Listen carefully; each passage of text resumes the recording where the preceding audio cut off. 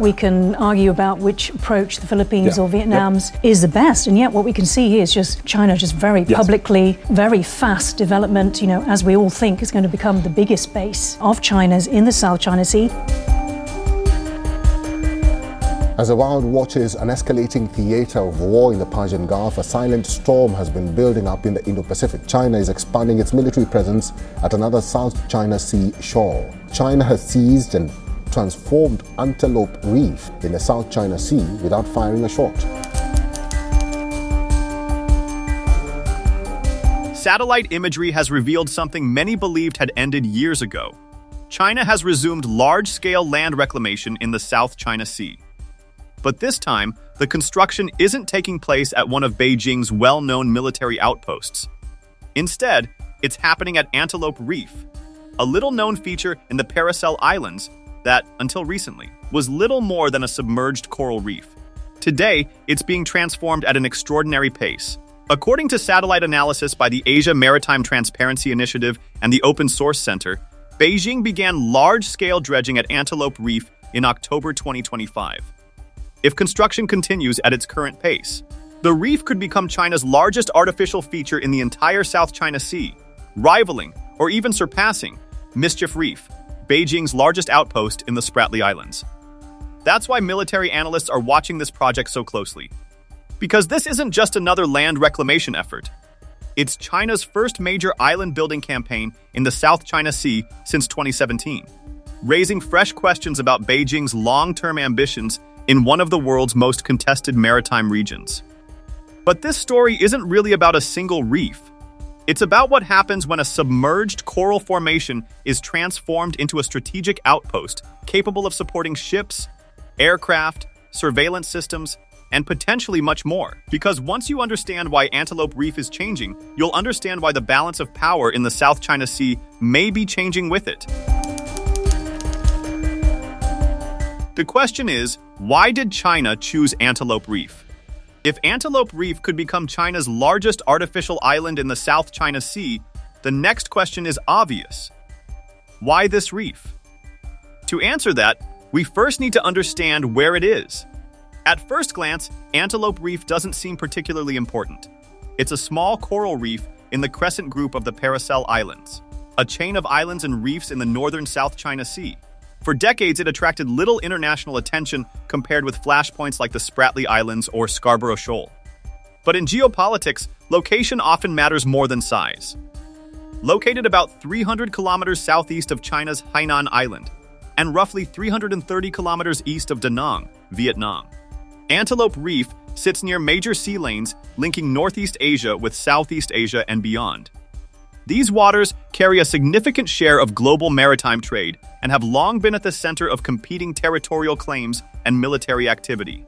The Paracel Islands are controlled by China, but are also claimed by Vietnam and Taiwan. Since taking full control of the islands in 1974, Beijing has steadily expanded its presence with ports, airfields, radar stations, and other military infrastructure.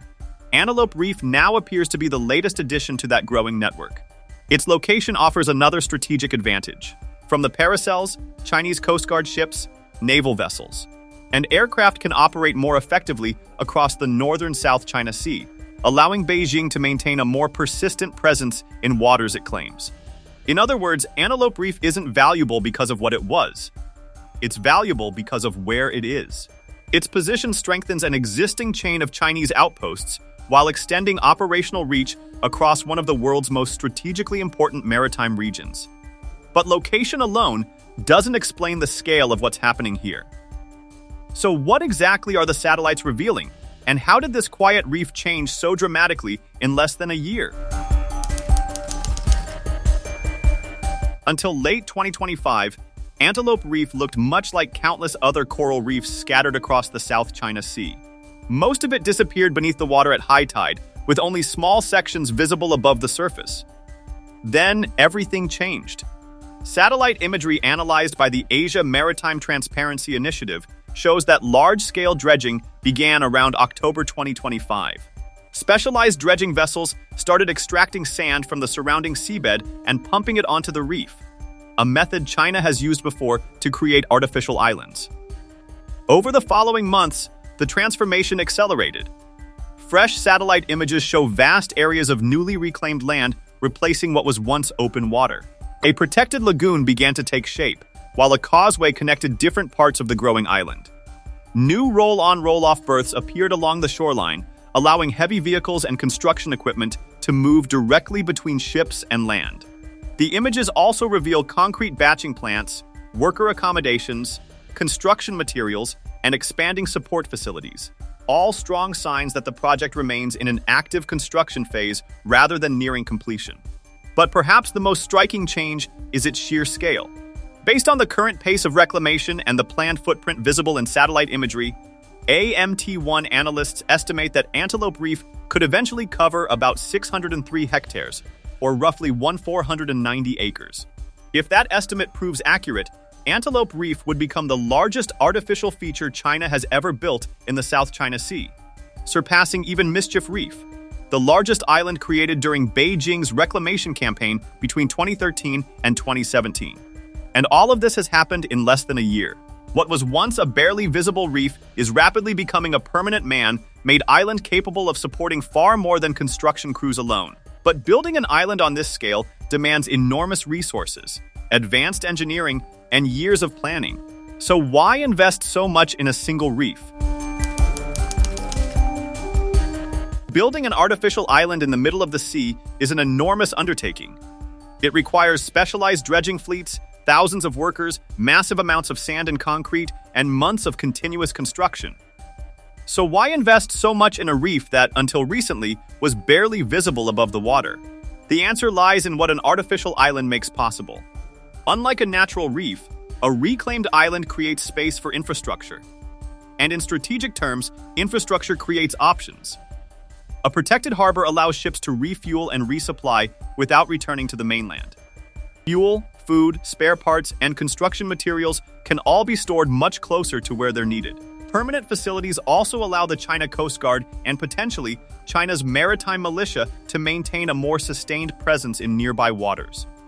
Instead of operating from distant bases, vessels can stay at sea longer, increasing patrols and reducing response times. The same principle applies to surveillance. An artificial island can host radar systems, communications equipment, and intelligence, surveillance, and reconnaissance, or ISR, assets together. These systems improve maritime awareness by tracking ships and aircraft across a much wider area. Helicopter landing facilities could extend that reach even further, allowing personnel, supplies, and emergency assistance to move quickly between outposts. Analysts also note that if land reclamation continues, the island could eventually be large enough to support additional infrastructure, including a runway.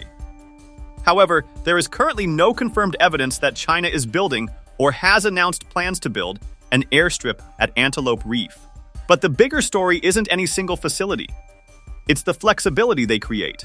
Every new capability, whether it's a pier, a radar installation, or a communication site, expands the range of missions the island can support. Over time, that gives both military and civilian authorities more options during routine patrols, humanitarian operations, law enforcement missions, or periods of heightened tension.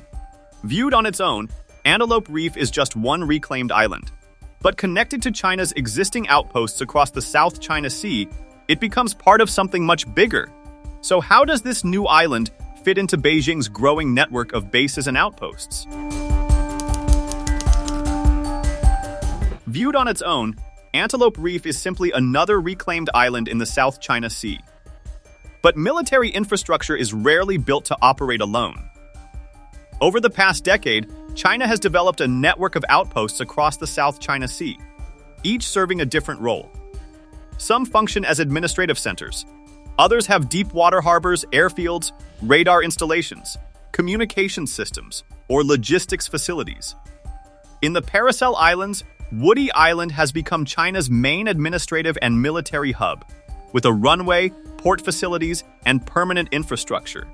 Farther south, in the Spratly Islands, Fiery Cross Reef, Subi Reef, and Mischief Reef have each been transformed into large artificial islands equipped with airstrips, harbors, and extensive support facilities. Now, Antelope Reef appears to be joining that network. Rather than replacing existing outposts, it strengthens them. ships operating in the region gain another place to refuel and resupply. Aircraft and helicopters have another staging point. Radar and communication systems can extend coverage across a wider area. Maintenance and logistics can also be spread across multiple locations instead of relying on a single base. In military planning, this is often called a distributed support network. The goal isn't simply to build more bases, it's to connect them in ways that improve endurance, resilience, and operational flexibility. The Lowy Institute has described developments like these as another node in a distributed architecture designed to sustain presence. In other words, every new outpost makes the entire network stronger, allowing China to maintain a more continuous presence across a vast maritime region. Whether supporting Coast Guard patrols, naval operations, search and rescue missions, or other government activities, each island becomes more valuable when it's connected to the others. That's why many analysts see Antelope Reef as more than just another construction project. They see it as another link in China's expanding network of strategic outposts across the South China Sea.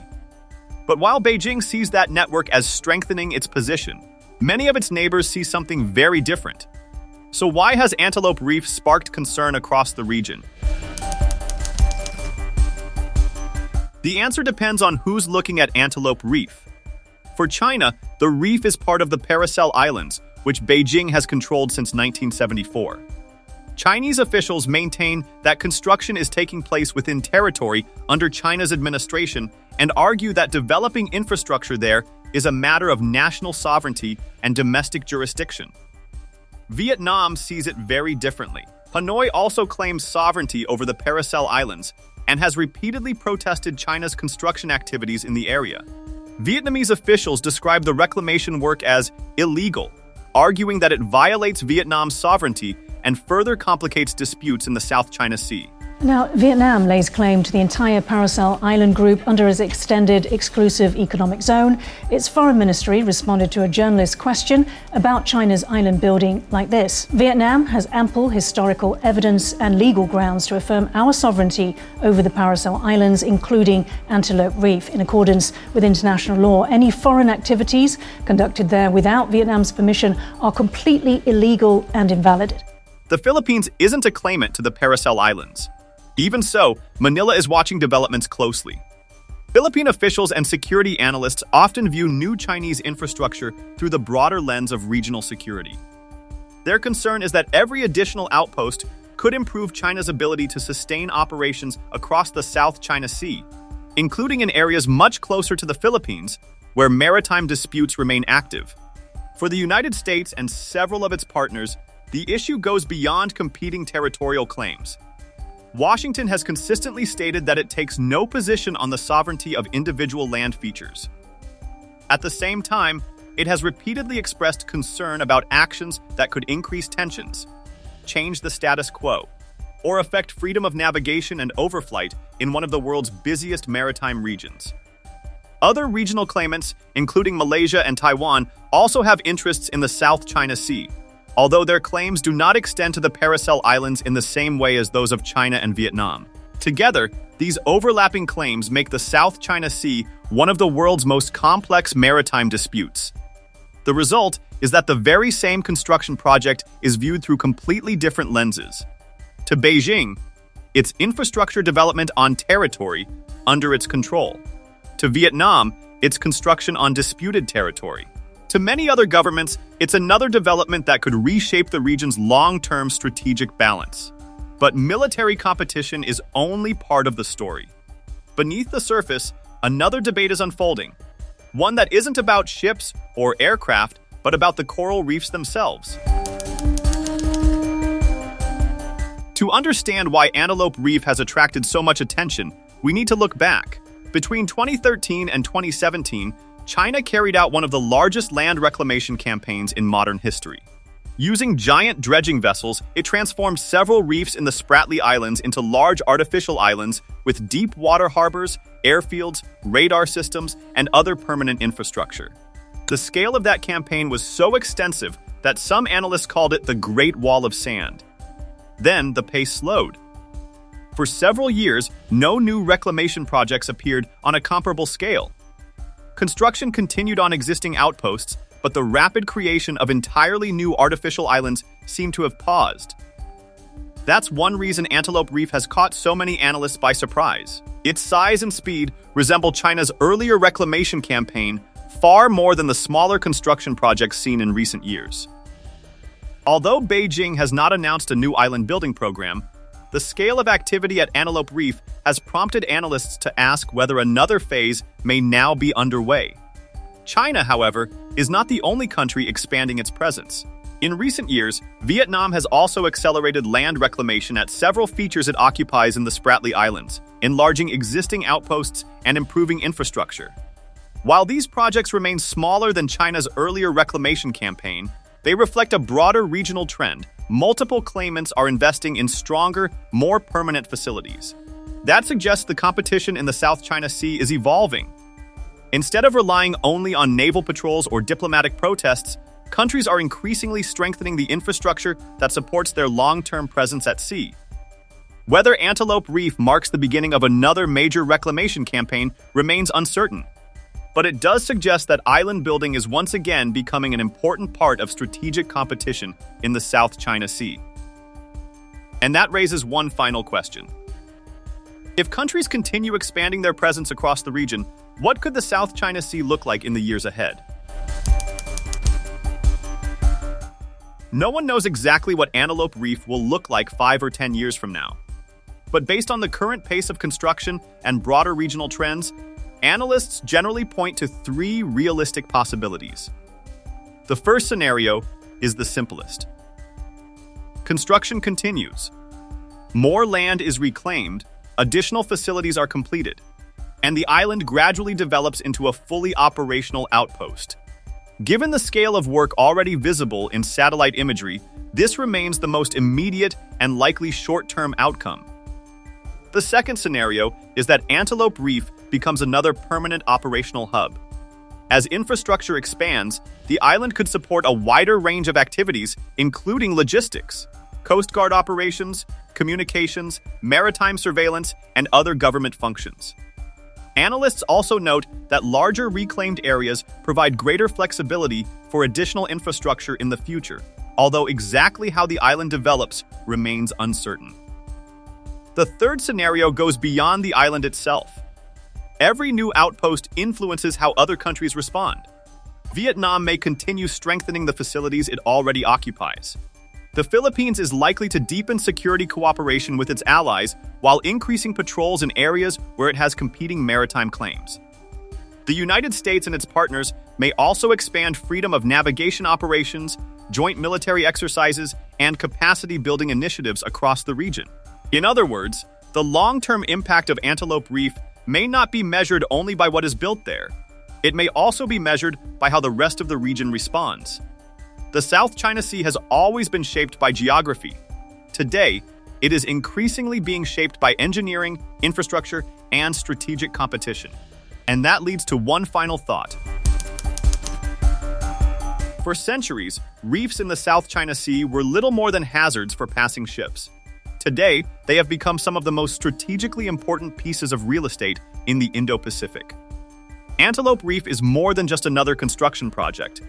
It's a reminder that in today's world, geography is no longer entirely fixed. Through engineering and technology, countries can reshape the physical landscape, and with it, the strategic choices available to them. Whether Antelope Reef ultimately becomes a logistics hub, a Coast Guard facility, or something more, its transformation reflects a broader reality. Competition in the South China Sea is no longer shaped only by maps, diplomacy, or naval patrols. It is increasingly being shaped by the infrastructure built on the water itself. The South China Sea isn't changing because the sea itself has changed. It's changing because the reefs are. And every reef transformed today reshapes the strategic choices of tomorrow.